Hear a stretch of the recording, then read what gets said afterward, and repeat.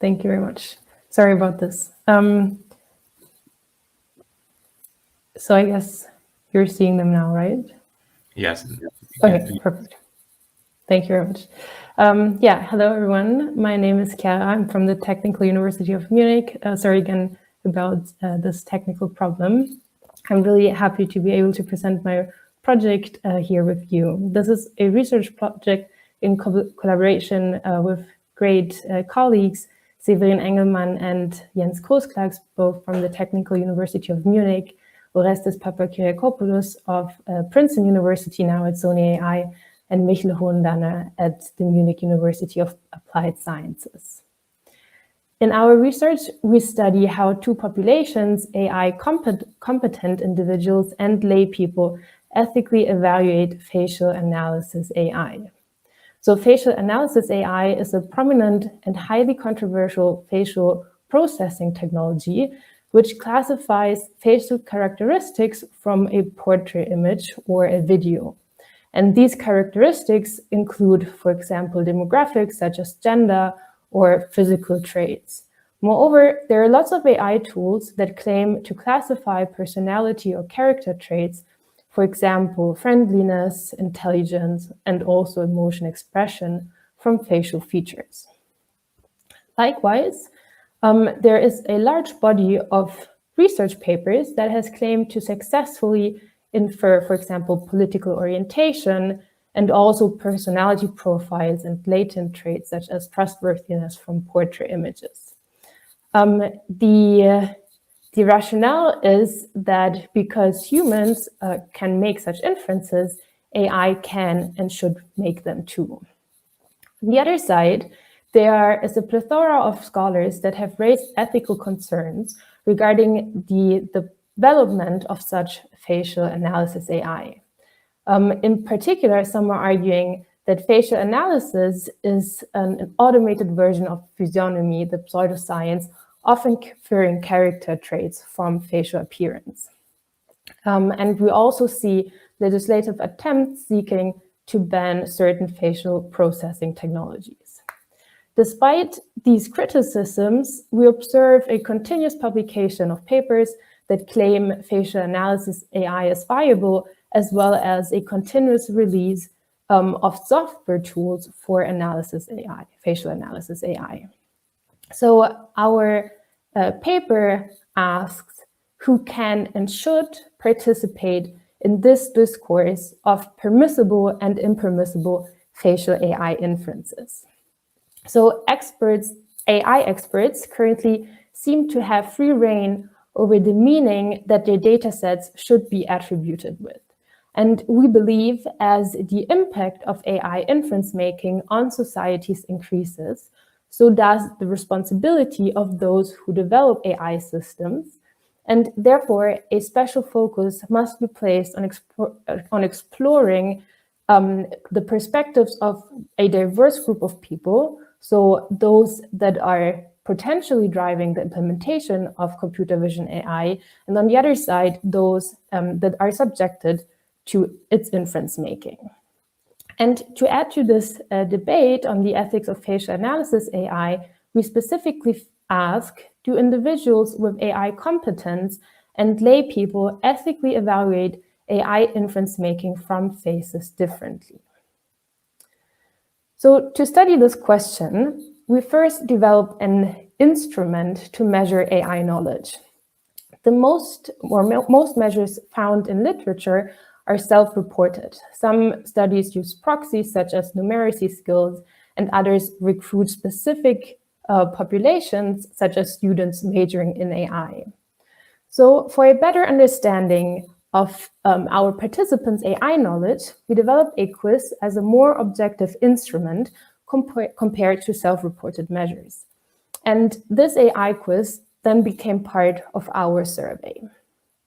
In total, we recruited 3 samples, 1 AI competent sample, and here our strategy was twofold. We targeted AI PhD students and graduate students majoring in AI or AI vision, and in addition, we used the presented AI knowledge quiz to select only those above a certain threshold of correct responses. We compared their responses with a random sample from a larger Amazon Mechanical Turk dataset from a previous study. And we recruited additionally a Laypeople validation dataset, second semester undergraduate students who share demographic similarities with the AI competence sample. Our study is designed as an experimental vignette study to ethically evaluate 8 facial AI inferences across 2 hypothetical decision contexts, a low-stake advertisement context or AD context, and a high-stake hiring context or HR context.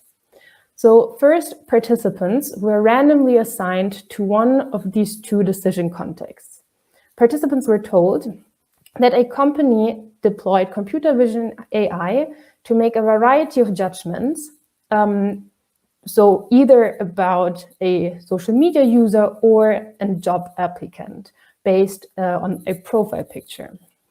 And these inferences, also together with other assessment metrics, were used to show social media users on the one side more suitable product advertisement, and then on the other side, determine whether a candidate is suitable for a job. Participants then rated on a 7-point Likert scale their agreement or disagreement with the inference. So the inferences are listed in orange in the graph: gender, skin color, wearing glasses, emotional expression, trustworthiness, intelligence, assertiveness, and likable. After the rating, participants provided a written justification for each of their ratings before proceeding to the next inference. And here you can see a rating justification pair for the inference skin color of 2 different participants who were both drawn into the HR context. You can see that the justifications vary in length and accordingly are also of a different complexity. So for our analysis, we took both the rating and the justification into account. Okay, so we developed a detailed category scheme to map the justification patterns within the responses by participants. And the final category scheme, shown here on the right, contains 21 categories, which can be summarized in 11 themes. And this scheme served to manually label all data. There were multiple researchers involved in the labeling process as well. Then, to analyze the ratings, we first computed Velch-T tests to identify group differences on an aggregate level. We then we used exploratory factor analysis to understand if there are constructs underlying our set of 8 inferences, and we computed ANOVAs to measure the influence of various factors, so also demographics and control variables on the inference rating. So now let's have a look at the results for the inference ratings.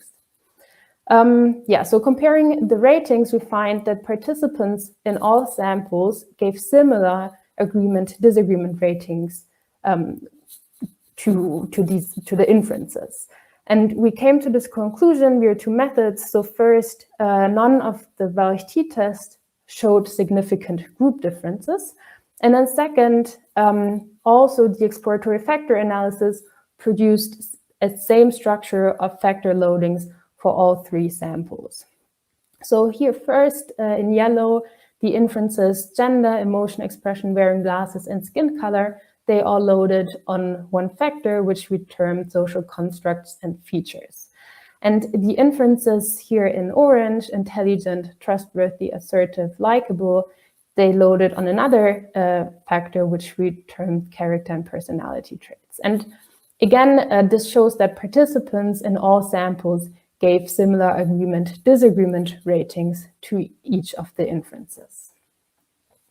With regards to our experimental variable context, so AD context versus HR context, we find significant differences. So people disagree more with AI inferences when drawn into the HR context in regards to when drawn into the AD context. And we observed this effect also so in the t-test, but also in the ANOVAs. Here context was the only variable having an effect on the construct and feature inference ratings.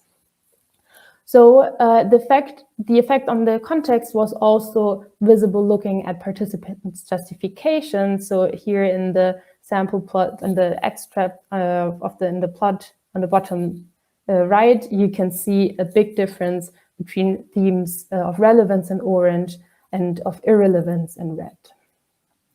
So now let's have a more detailed look at justification themes. Just by looking at the distribution of the colors on the left side, one can observe that participants across all samples use predominantly one justification theme, namely insufficiency of a profile picture as evidence.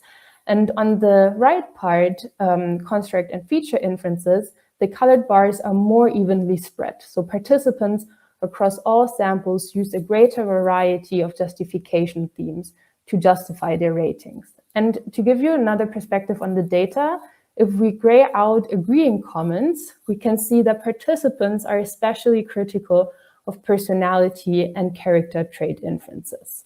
And for construct and feature inferences instead, more negative comments can be found in the HR context. So I will skip this slide for now and summarize it a little bit more on the next one. Our analysis highlights that the normative complexity behind facial AI inferences is definitely visible in the comments that participants left in our survey. There is no such thing as a common sense facial AI inference. So in all samples, there are participants who raise concerns, in particular ethical concerns, that inferences lack epistemic validity, should not matter, or should not be used for the purpose of an application. In addition, we find that both AI competent and lay people express a variety of normative concerns regarding AI facial inferences. So for example, participants commented that emotions are hidden in pictures, temporary, short-lived. The concept intelligence can only follow a highly simplified definition. Likability is a subjective concept, and a binary conceptualization of gender is highly questionable, ethically questionable. So at the same time, only a minority of participants concluded that AI cannot, under any circumstance, make an inference from faces. And in fact, more often than not, this issue or this ethical issue was discussed at a pragmatic technical level or also level of data, rather than questioning the epistemic foundations of drawing the inference at all. So in what context can such inference making be justified? Well, to us, it appears that more often than not, there are better reasons not to develop and deploy AI that analyzes human faces to draw a variety of inference that are then used for a particular decision-making context. And therefore, there's a strong case to be made that such AI inference making is epistemically invalid, pragmatically of little use, and overall contributes and perpetuates stereotypes that stand in conflict with a society's welfare. So our study advances our understanding on people's evaluations of facial analysis AI and shows that they tend to oppose such inference making too. And I would like to end now by posing the following questions to the community.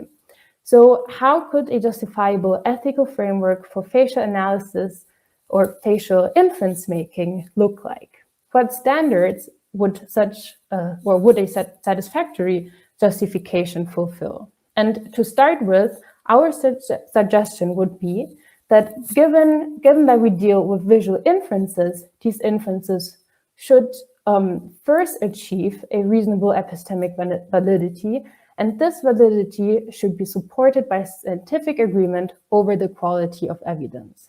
The question then is what a reasonable level of scientific agreement should look like. So we have pointed out that while a large majority of researchers underline the invalidity of first facial impressions, there is still an ongoing stream of research publications that claim to present evidence on the validity of first facial impressions. So then we have to ask ourselves, how can we foster meaningful and constructive communication between critics and proponents? Thank you very much.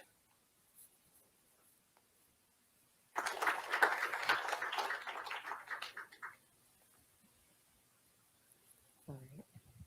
So now we have time for questions. I'm not sure. Can you hear us? Yes. Okay, great, awesome. Please raise your hand if you have any questions.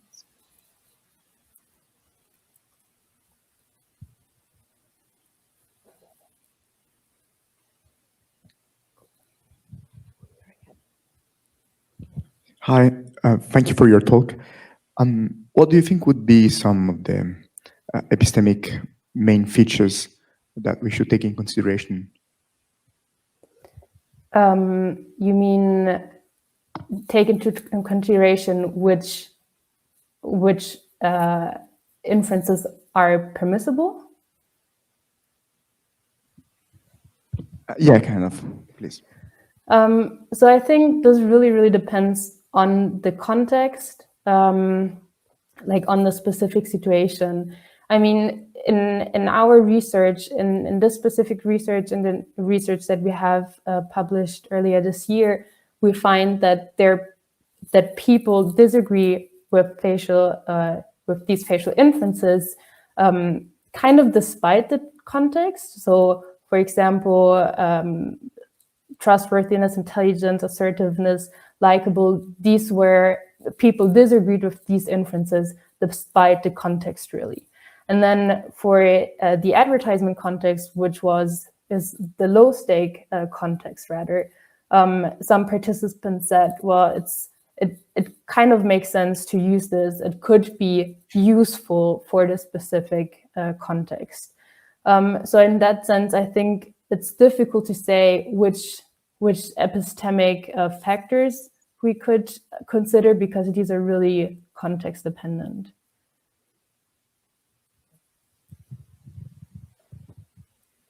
Thank you for the exciting presentation, Chiara. My question is regarding how you recruited the participants. So you have this group of participants with AI and lay participants. So how do you decide on who is actually, because you mentioned there was a test that was administered, right? Yes, Before the exactly. test, how do you categorize the group? Okay, this has background in AI and this is lay. Do you have a sub-reported competency that, okay, do you have any competency in AI? Yes or no? Then you move further to assess how competent are you in the AI knowledge, or just the clarification regarding that, please.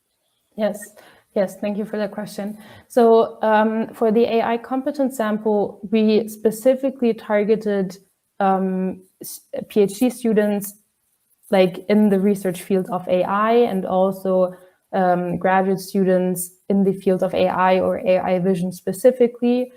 We contacted several chairs at universities in Europe, and we had so we used mailing lists, we used like social media groups of specific programs, and this helped us to actually target students that have this specific major, or PhD students that are enrolled in those programs. And then we used the AI knowledge quiz additionally to only select those that had, I think it was 7 out of 9 questions answered correctly.